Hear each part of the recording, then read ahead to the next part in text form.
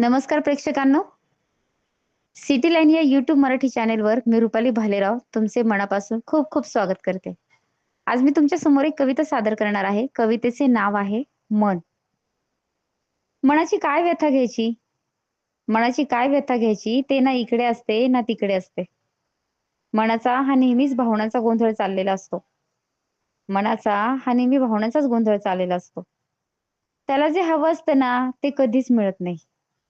त्याला जे हवं असतं ना, ते कधीच मिळत नाही आणि मिळवल्याशिवाय तेही शांत राहत नाही.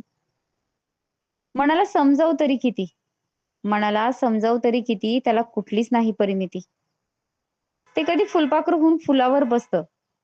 ते कधी फुलपाखरू होऊन फुलावर बसतं, तर कधी पतंग होऊन उंच आकाशात उडतं.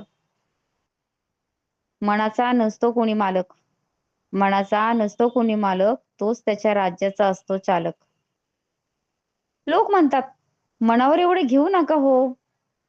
लोक म्हणतात, "मनावर एवढे घेऊ नका हो." अहो, पण मनावर घेतल्याशिवाय चालते का हो? मनाने जर ऐकलं असतं, तर फार बरं झालं असतं. मनाने जर ऐकलं असतं, तर फार बरं झालं असतं. कभी खुशी कभी गम सारखं आनंदात जगता आलं असतं.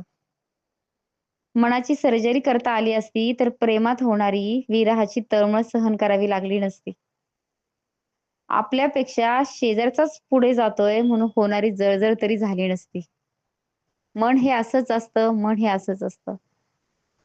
धन्यवाद प्रेक्षकांनो. तुम्हाला ही कविता कशी वाटली हे आवर्जून सांगायला विसरू नका.